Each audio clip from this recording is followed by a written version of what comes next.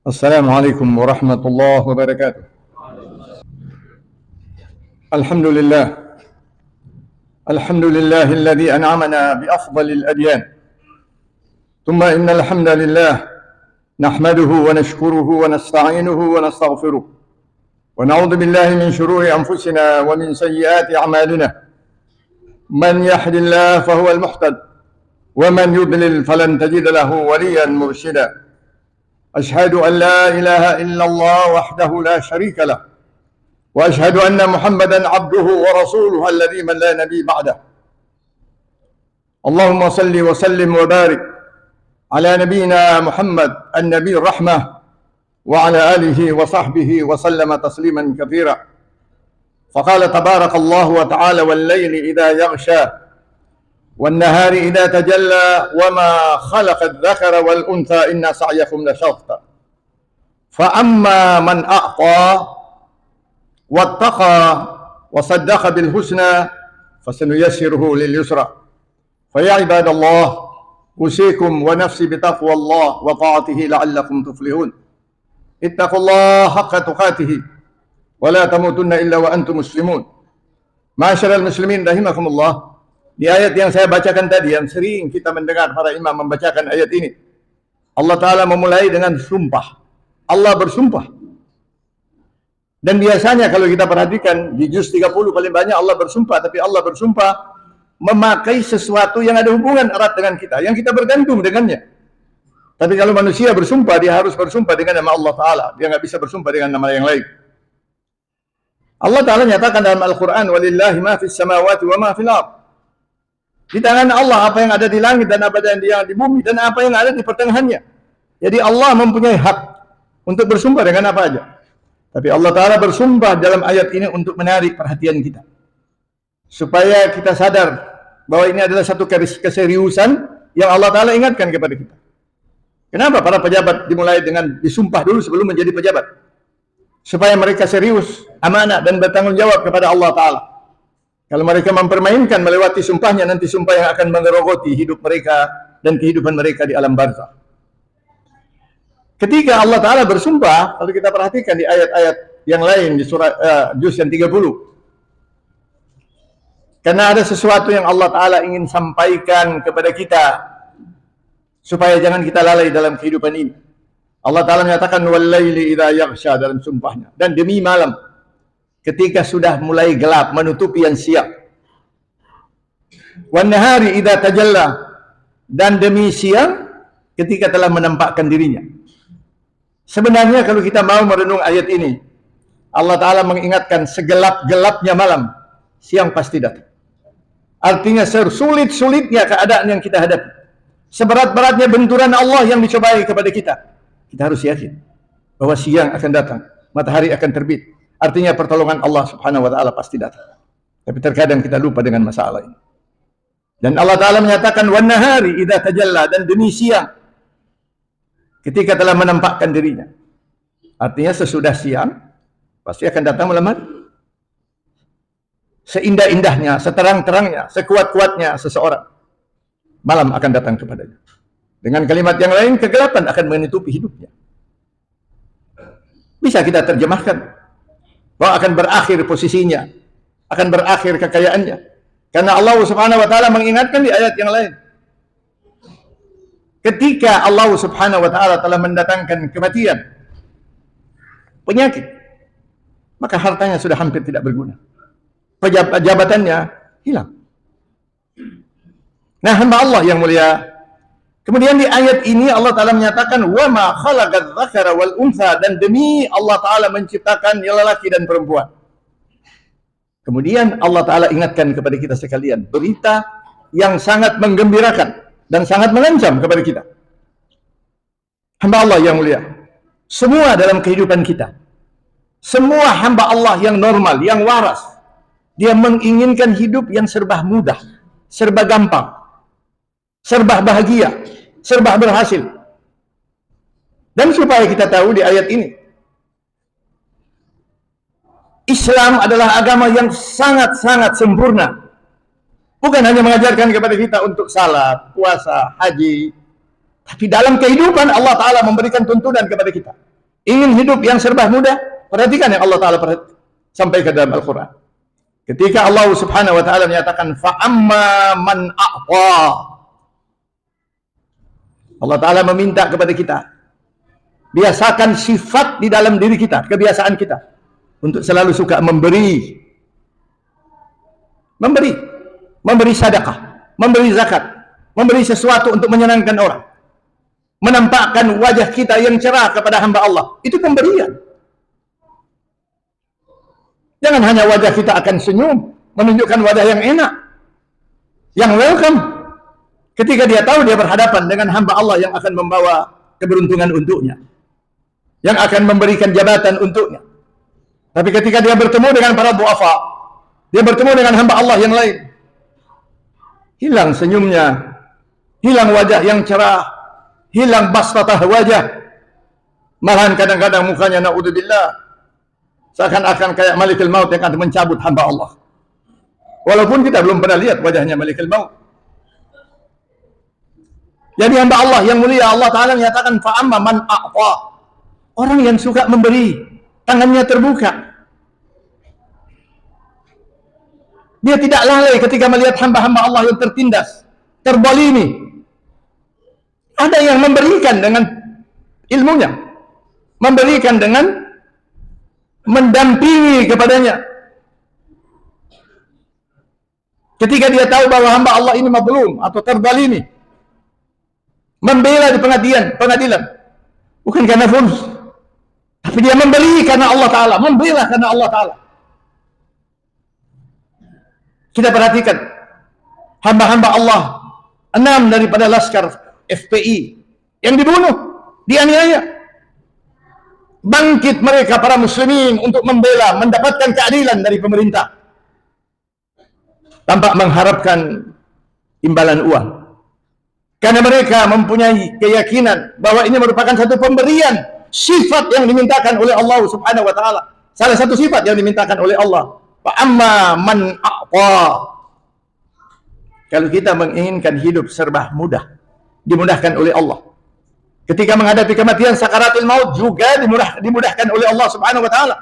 Allah Ta'ala nyatakan, lekatkan dalam dirimu sifat yang selalu ingin memberi nasihat yang baik. Itu termasuk kita memberi. Memperhatikan anak yatim, kemudian kita memberikan sesuatu, itu kita memberi. Yaumul Jummah yang sering kita mengirim nasi bungkus, itu memberi. Di ayat ini Allah Ta'ala menyatakan a'ta, sangat luas. Apa aja yang kita berikan, dan kita berikan karena Allah Subhanahu wa Ta'ala. Justru itu hamba Allah yang mulia, di antaranya salah satu sifat memberi yang Allah Ta'ala janjikan melalui lisan Rasul sallallahu alaihi wasallam. Rasulullah menyatakan, dawu maridakum bis sadaqah, obati penyakitmu dengan banyak untuk bersedekah, banyak memberi.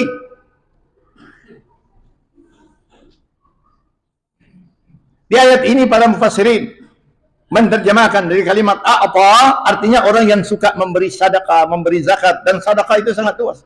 Berinfak. Senyum ada, Rasul sallallahu alaihi wasallam menyatakan fa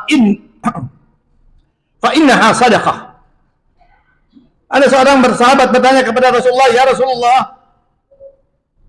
fa in lam yastati', dan kalau ada seorang yang tidak mampu, tidak kuat, Rasul sallallahu alaihi wasallam menjawab kepadanya, amsik nafsak minasyarr fa innaha sadaqah. Anda tidak mengganggu orang, tidak mencelakakan orang, tidak ingin supaya orang celaka, itu termasuk sedekah. Anda telah memberi. Karena sahabat ini bertanya kalau dia tidak mempunyai apa-apa, sangat fakir. Itu sifat yang pertama yang dimintakan oleh Allah Subhanahu wa Ta'ala. Kalau kita menginginkan hidup kita itu serba dipermudah oleh Allah. Dan hamba Allah yang mulia, apa aja posisi kita, sampai di mana kekayaan kita, bagaimana kesehatan dan kekuatan kita, mau tidak mau kita akan memasuki satu periode yang Allah Ta'ala mengatakan la tarkabunna tabaqan am tabaq. Kalian akan memasuki periode demi periode. Dan periode yang terakhir dalam kehidupan kita ini adalah sakaratul maut. Dan Rasulullah menyatakan walikullil maut sakarat. Tiap-tiap kematian dia harus melalui periode sakaratul maut. Di ayat ini Allah Ta'ala menyatakan salah satu sifat yang akan memudahkan kita dalam sakaratul maut, suka memberi. Yang kedua, Allah Ta'ala menyatakan wattaqa, ketaatan kepada Allah, takwa Allah. Jangan takwa Allah itu hanya berada di masjid, di majelis pengajian. Dan jangan takwa Allah itu hanya dengan menunjukkan pakaian kita. Allah Ta'ala tidak melihat pakaian kita. Inna Allah la yanzuru ala anfusikum, inna Allah la yanzuru ala akhwalikum, wala ala wajhikum, wala ala amwalikum. Inna Allah yanzuru ala a'malikum wa qulubikum. Allah tidak melihat penampilan, Allah tidak melihat wajah Anda, Allah tidak melihat siapa Anda, apa posisi Anda. Tapi Rasul sallallahu alaihi wasallam menyatakan Allah melihat tingkah laku Anda dalam kehidupan dan kebersihan hati Anda. Yang Allah Ta'ala ingatkan dalam Al-Quran. Itu sifat yang kedua. Kalau kita menginginkan Allah memudahkan semua pekerjaan kita, langkah kita, niat kita, sakaratul maut, perjalanan kita dari kubur ke yaumul akhir, perjalanan kita di hari tua kepada kematian. Allah Ta'ala menyatakan dalam ayat ini, fasanuyassiruhu lil yusra, maka Allah Ta'ala mempercepat kepadanya untuk mendapatkan kemudahan-kemudahan. Allah Ta'ala meminta 3 sifat ini. Yang pertama aqfa, yang kedua wattaqa, lekatkan takwa Allah dalam kehidupan kita. Justru itu dalam hadis Rasul sallallahu alaihi wasallam, Rasul sallallahu alaihi wasallam menyatakan alaika bittaqwallah, alaika bittaqwallah, pompakan, lekatkan, ikatkan ketaatan kepada Allah dalam diri kita. Artinya dengan kalimat yang lain, kita hidup dengan benar-benar ketaatan kepada Allah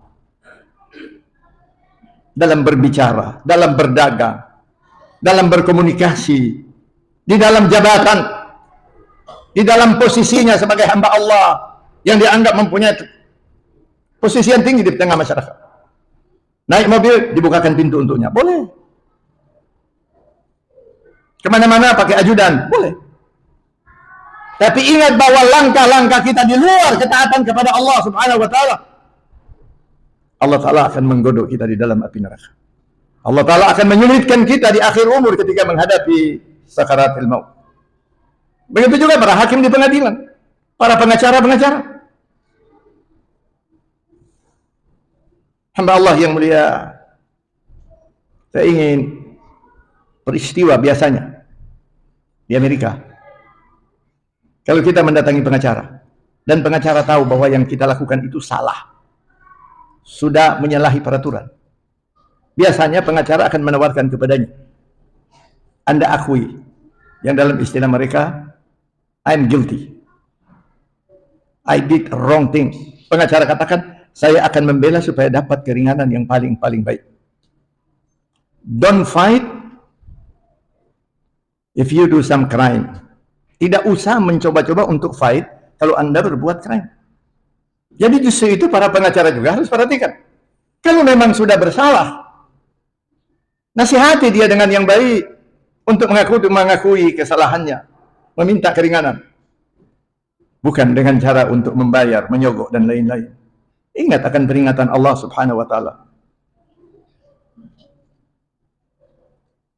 Yang nyogok, yang menerima sogok, kulun finnar. Ar-rashi wal murtashi finnar. Yang menyogok dan yang menerima sogokan itu dua-dua sama. Dan ini hadis Rasul sallallahu alaihi wasallam. Jadi lekatkan ketakwaan kita kepada Allah Subhanahu wa Ta'ala. Dan yang ketiga, wasaddaqa bil husna. Dia punya keyakinan yang luar biasa bahwa kalau dia berbuat baik, Allah Subhanahu wa Ta'ala akan memberikan kebaikan kepadanya. Dia mempunyai keyakinan apa yang dijanjikan Allah, wasaddaqa bil husna, dia benarkan bahwa semua kebaikan akan dibalas dengan kebaikan.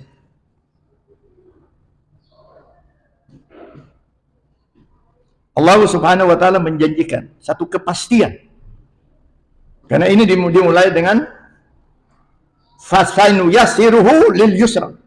Maka Allah Ta'ala akan giring dia secepat untuk menghadapi kemudahan, untuk mendapatkan kemudahan-kemudahan dalam segala sesuatu yang dia ada. Memang benar, di dalam ayat Al-Quran Allah Ta'ala menyatakan, bahwa Allah akan membenturkan manusia dengan cobaan. Benturan, cobaan.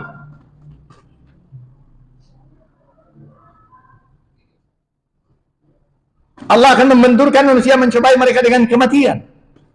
Ada anak yang meninggal dunia, istri yang meninggal dunia, diri kita yang meninggal dunia. وَلَنَبْلُوَنَّكُمْ بِشَيْءٍ مِنَ الْخَوْفِ وَالْجُوعِ وَنَقْصٍ مِنَ الْأَمْوَالِ وَالْأَنْفُسِ وَالثَّمَرَاتِ وَبَشِّرِ الصَّابِرِينَ. Berarti dalam kehidupan kita akan banyak cobaan-cobaan. Dan di saat itulah Allah Ta'ala memudahkan kepada kita cobaan yang diberikan Allah Ta'ala kalau kita mempunyai 3 sifat itu. Suka bersedekah, suka memberi. Selalu kita hidup dengan ketaatan kepada Allah. Dan kita selalu bersangka baik kepada Allah Ta'ala. Karena dalam hadis qudsi yang lain Allah Ta'ala menyatakan, Inni ala dhanni abdi. Aku Allah mengikuti sangkaan hambaku. Mengikuti sangkaan hambaku. Terkadang kita bersangka yang tidak baik kepada Allah Ta'ala. Ketika kita menghadapi cobaan, ada terkadang keluar dari mulutnya, kenapa saya yang hadapi cobaan seperti ini? Sampai kapan saya harus sabar menghadapi cobaan? Subhanallah. Itu kalimat-kalimat yang dipengaruhi oleh iblis. Kita perhatikan Palestina, anak kecil. Ketika ditanyakan kepadanya, apa jawabnya? Kita masih mempunyai Allah yang lebih kuat dari segala-galanya. Kita mempunyai Allah yang menguasai langit dan bumi. Dikatakan kepadanya, tapi Anda tidak mempunyai makanan. Anda mencari air susah. Subhanallah, dia jawab dengan senyum. Allah akan memberikan makanan dan Allah akan memberikan minuman kepada kita. Kemudian ditanya lagi, dan kalau Anda meninggal dunia, aku akan kembali kepada Allah. Karena Allah yang menguasai jannah. Subhanallah. Dan cobaan apapun yang diberikan kepada kita dalam kehidupan kita di Indonesia, tidak seperti cobaan yang dicobai Allah kepada Palestina. Tapi mereka menginginkan kemerdekaan. Bukan karena apa? Karena dia tahu bahwa itu hak mereka sebagai muslimin. Dan sekalipun mereka akan korban menjadi jenazah, mereka lebih menginginkan kematian daripada dijajah. Dan itu yang terjadi kepada negara kita sebelum kita merdeka. Para ulama bangkit, para santri-santri bangkit, penduduk bangkit untuk mendapatkan kemerdekaan, dan bukan sedikit yang korban. Justru itu hamba Allah yang mulia ketika Allah memberikan kemerdekaan kepada kita, memberikan keleluasaan negara yang berdasarkan hukum. Tinggal 3 sifat ini yang kita terapkan dalam kehidupan. Karena menjaga kebebasan, menjaga kemerdekaan, itu adalah sesuatu yang sangat mahal. Maka Allah Ta'ala menyatakan, biasakan diri kita dengan suka memberi. Biasakan diri kita untuk taat kepada Allah Ta'ala. Hiduplah dengan ketaatan kepada Allah. Dan selalulah bersangka baik kepada Allah. Yakin dengan semua yang dijanjikan oleh Allah Subhanahu wa Ta'ala. Allah Ta'ala menjanjikan, dan ini satu kepastian. Dan Allah Ta'ala nyatakan dalam Al-Quran, Innallaha la yukhliful mi'ad. Itu ada berkali-kali Allah Ta'ala katakan dalam Al-Quran. Allah Ta'ala tidak akan memungkiri janjinya. Inna wa'dallahil haq. Sesungguhnya janji Allah Ta'ala adalah satu janji dengan penuh kebenaran. Saya berjanji kepada Anda, belum tentu saya akan menepati. Sahabat kita berjanji, belum tentu akan ditepati. Apalagi banyak yang berjanji dengan penuh kebohongan. Subhanallah. Allah Ta'ala menjanjikan, fasanuyassiruhu lil yusra. Allah akan giring dia ke dalam kehidupan yang serba mudah. Menghadapi cobaan, Allah Ta'ala mudahkan dia keluar dari cobaan tersebut. Barakallahu li wa lakum fil Qur'anil azim. Wa nafa'ani wa iyyakum bima fihi minal ayati wa dzikril hakim. Aqulu qawli hadza fa astaghfirullah li wa lakum. ولوالدين ولوالديكم فإن الله هو الغفور الرحيم.